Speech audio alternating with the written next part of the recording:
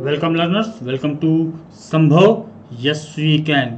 ये हमारा YouTube channel है जिसमें हम यस वी कैन यानी कि हाँ हम कर सकते हैं कि मोटो के साथ अपने कम्पिटिटिव एग्जामिनेशंस की प्रिपरेशंस करते हैं। ये इसमें UP PCS, UP triple S C, इसके अलावा नेट, स्लेट और बाकी अदर जितने एग्जामिनेशंस हैं उन सभी एग्जामिनेशंस से संबंधित प्रिपरेशंस कराई जाती है। तो अपनी आज की क्लास शुरू करने से पहले, जिसमें हम लोग की पॉलिटी के कुछ एमसीक्यूज के माध्यम से प्रैक्टिस शुरू करेंगे, मैं आप लोगों को अपना इंट्रोडक्शन दे देता हूं। मेरा नाम हेमेंद्र कुमार मिश्रा है। मैं डीसी यानी डिस्ट्रिक्ट कंसल्टेंट और डीपीसी यानी डिस्ट्रिक्ट प्रोजेक्ट कोऑर्डिनेटर रह चुका हूं एसबीएम स्वच्छ भारत मिशन, एनबीए निर्मल भारत अभियान और टीएससी टोटल सैनिटेशन कैंपेन में।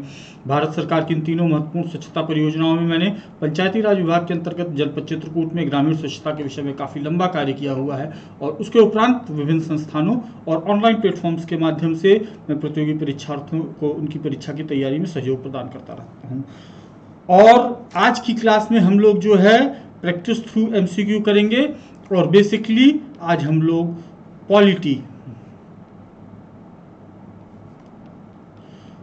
पॉलिटी के क्वेश्चंस को करेंगे। तो चलिए फिर अपनी प्रैक्टिस स्टार्ट करते हैं। हमारा पहला क्वेश्चन है, the Sarkaria commission is related to which of the following. सरकारी आयोग निम्नलिखित में से किससे संबंधित है? ऑप्शन ए है हमारा सेंट्रल एंड स्टेट रिलेशन यानी केंद्र राज्य संबंध। ऑप्शन बी है हमारा बैंकिंग एंड फाइनेंस सेक्टर यानी कि बैंकिंग और वित्तीय क्षेत्र। ऑप्शन सी है इलेक्शन रिफॉर्म्स, चुनाव सुधार। और ऑप्शन डी है हमारा freedom of press in India यानी भारत में प्रेस की स्वतंत्रता। तो चलिए फिर आप लोगों ने आंसर सोच लिया होगा, अब हम आंसर देखते हैं। तो हमारा सरकारिया आयोग option A state, central and state relations पर संबंधित था। The Sarkaria Commission was set up in June 1983 by Central Government of India. The Sarkaria Commission charter was to examine the relationship and balance of power between states and central governments in the country and suggest changes within the framework of the Constitution of India. The commission was so named as it was headed by Justice Rajendra Singh Sarkaria. तो ये justice Rajendra Singh Sarkaria के नाम पर यह आयोग था और इस आयोग रिटायर्ड जज ऑफ सुप्रीम कोर्ट। और इस आयोग के जो दो अन्य सदस्य थे, the two members of the committee was Shri B Srivarman and doctor S R Sen. Shri B Shivaraman and doctor S R Sen, तो ये दो लोग इसके सदस्य थे। चलिए नेक्स्ट क्वेश्चन देखते हैं। What is the minimum age of a candidate to be elected as a president of India? यानी कि भारत के राष्ट्रपति के रूप में चुने जाने के लिए किसी उम्मीदवार की न्यूनतम आयु क्या होती है? Option A 20 years, option B 25 years, option C 30 years and option D 35 years. तो चलिए इस क्वेश्चन का आंसर देख लेते हैं। इस क्वेश्चन का आंसर है 35 ईयर्स, यानी कि भारत के राष्ट्रपति के रूप में चुने जाने के लिए व्यक्ति को न्यूनतम 35 साल का होना चाहिए।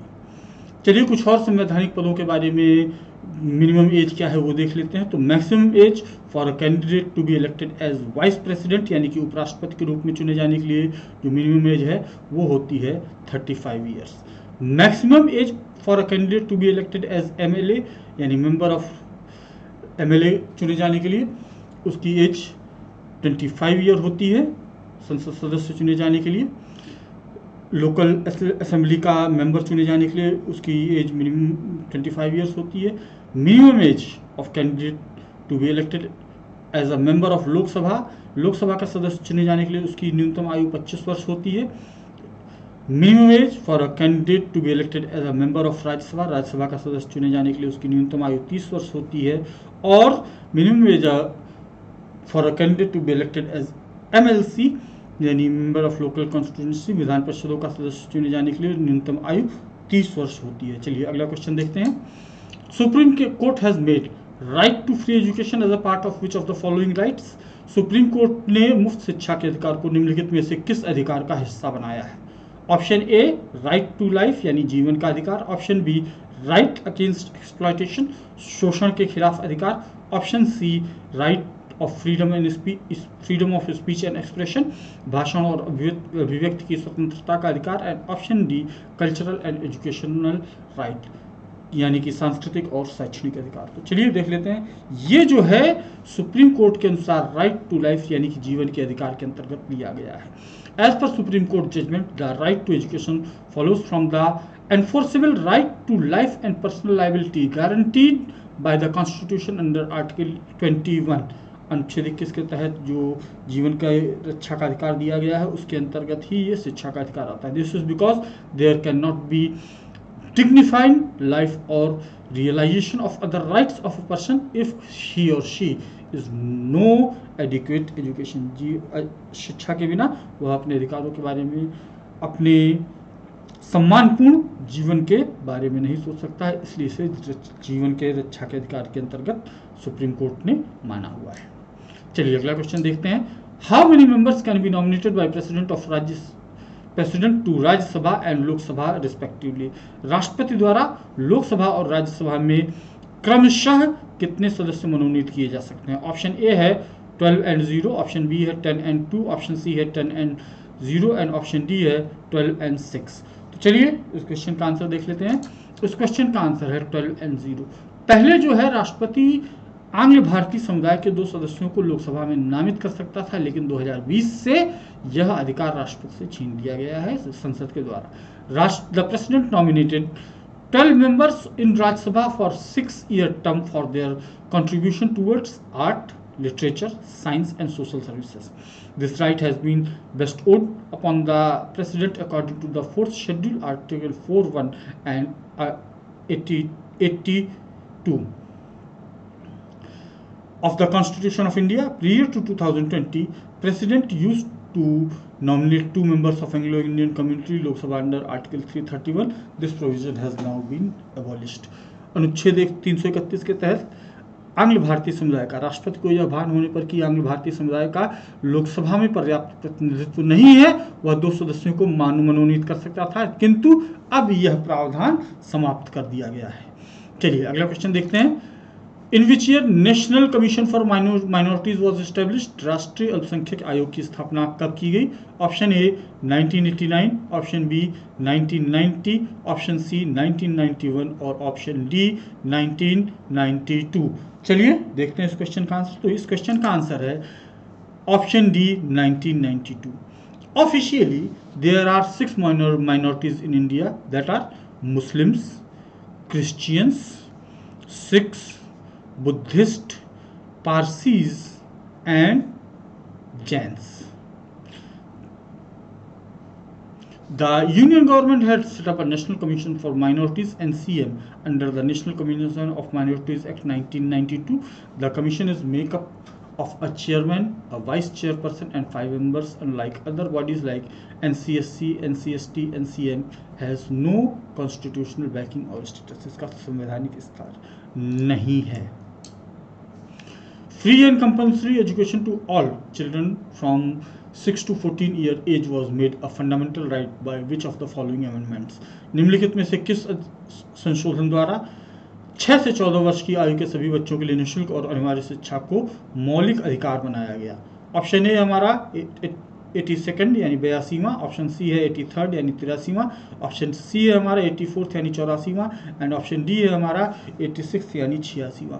तो इस क्वेश्चन का सही आंसर है option D 86. 86th Amendment Act 2002 has made elementary education a fundamental right. A newly added Article 21A declared that the state shall provide free and compulsory education to all children at the age of 6 to 14 years in such manner as state may determine. राज्य 6 से 14 वर्ष के सभी बच्चों को मुफ्त और अनिवार्य प्रारंभिक शिक्षा प्रदान करेगा. चलिए अगला क्वेश्चन देखते हैं. In which schedule the Indian constitution the territory extended to Indian states and union territories is prescribed. भारतीय संविधान की किस अनुसूची में भारतीय राज्यों और केंद्रीय प्रदेशों की क्षेत्रीय सीमा निर्धारित है. तो हमारा ऑप्शन ए है फर्स्ट, ऑप्शन बी है सेकंड, ऑप्शन सी है थर्ड एंड ऑप्शन डी है फोर्थ. यहाँ अनुसूची की बात हो रही है, शेड्यूल की बात हो रही है, तो हमारा ऑप्शन है first schedule. The first schedule list state and territories of India, list any change of their borders and law used to make their change. अगला question. Who among the following reserve the right to initiate the constitutional amendment? निम्नलिखित में से कौन संवैधानिक संशोधन शुरू करने का अधिकार सुरक्षित रखता है, यानी कौन संवैधानिक संशोधन को प्रारंभ कर सकता है? Option A Supreme Court of India, Bharat का सर्वोच्च न्यायालय। Option B parliament of India, Bharat का संसद। Option C president of India यानी भारत के राष्ट्रपति। And option D union council ministers. तो चलिए आप लोगों को आंसर समझ में आ गया होगा। इसका आंसर देखते हैं। तो इसका आंसर है option B parliament of India. Constitution Amendment Act can be initiated in any house of parliament house of the parliament, that is राज्य सभा और लोकसभा। भारतीय संविधान के अनुच्छेद 368 में 368 में संविधान संशोधन की प्रक्रियाएं दी गई हैं। मुख्य रूप से 3 प्रकार की प्रक्रियाएं दी गई हैं और इसमें संविधान में संशोधन के लिए राज्यसभा या लोकसभा दोनों में से कहीं भी प्रस्ताव का प्रारंभ किया जा सकता है। Next question, in which year Andhra Pradesh was created? Andhra Pradesh किस वर्ष बनाया गया? Option A 1950, option B 1952, option C 1956 and option D 1960। तो इस क्वेश्चन का आंसर है option C 1956। The Congress in its Jaipur session appointed the 3-member committee also popular known as JVP committee after the name of its leaders Jawaharlal Nehru, Vallabhbhai Patel and Pattabhi Sitaramayya. The committee rejected language as the basis of reorganisation of the state. Potti Srimalu, one of the activists, demanded the formulation of a Telugu majority state, died in 16 December 1502 after the undertaking a fast unto death. This resulted in creation of the first state on linguistic basis for Telugu speaking people called the Andhra Pradesh on October 1st, 1953. It was later reorganized as Andhra Pradesh in 1956। तो इसका Andhra state के रूप में 1 अक्टूबर 1953 में गठन हुआ था और लेकिन बाद में आंध्र प्रदेश के रूप में पुनर्गठन इसका 1956 में किया गया। चलिए अगला क्वेश्चन देखते हैं। Who among the following has given right to legislate on residuary subjects? Option A state government, option B central government, option C both state central and state government, and option D president। निम्नलिखित में से किसे अवशिष्ट विषयों residual subjects पर कानून बनाने का अधिकार दिया गया? ऑप्शन ए राज्य सरकार, ऑप्शन बी केंद्र सरकार, ऑप्शन सी केंद्र और राज्य सरकार दोनों, और या ऑप्शन डी राष्ट्रपति। तो चलिए आंसर देख लेते हैं, आप लोगों को समझ में आ गया होगा। तो ये अधिकार जो है सेंट्रल गवर्नमेंट को दिया गया है। भारतीय संविधान में 3 प्रकार की सूचियां हैं यूनियन यानी संघ सूची, स्टेट यानी राज्य सूची, कॉन्करेंट यानी समवर्ती सूची। संघ, राज्य और समवर्ती। संघ सूची में जितने भी विषय हमारे सम्मिलित हैं इन पर कानून बनाने का अधिकार जो है वह संसद यानी केंद्रीय विधायिका को प्राप्त है। राज्य सूचियों के विषयों पर कानून बनाने का अधिकार जो है ये राज्य विधायिका को यानी विधान परिषद और विधानसभाओं को राज्य विधायिका, विधान परिषद और विधानसभाओं को यह अधिकार प्राप्त है। और समवर्ती सूची पर कानून बनाने का अधिकार दोनों को ही प्राप्त है, लेकिन इस दोनों को ही संदर्भ में राज्यों द्वारा बनाए गए अधिकार वहीं तक लागू होंगे जहां तक वह केंद्र द्वारा बनाए गए अधिकारों से का उल्लंघन, केंद्र द्वारा बनाए गए कानूनों का उल्लंघन नहीं करते हैं। यानी कि यहाँ पे भी केंद्र सरकार को वरीयता प्रदान की है। लेकिन जो ऐसे सब्जेक्ट्स हैं, जो ऐसे विषय हैं जो इन तीनों में से किसी में भी सम्मिलित नहीं है, उन विषयों पर कानून, जिसे आप रेसिड्यूरी सब्जेक्ट या अवशिष्ट विषय कहते हैं, जिसे आप रेसिड्यूरी सब्जेक्ट से अवशिष्ट विषय कहते हैं, उस पर कानून बनाने का अधिकार संसद या जिसे केंद्रीय विधायिका कहेंगे,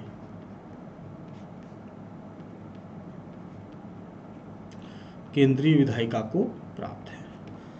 तो ये थे हमारे आज के क्वेश्चंस जो कि एक्सपेक्टेड हैं आने वाले एग्जामिनेशंस में। तो इस चैनल को लाइक करिए, शेयर करिए और सब्सक्राइब करिए, और जिन लोगों ने नहीं सब्सक्राइब किया है उनको भी शेयर करके सब्सक्राइब करिए। मिलते हैं हम लोग अपने अगले सेशन में कुछ अन्य क्वेश्चंस के साथ। Have a good day everyone.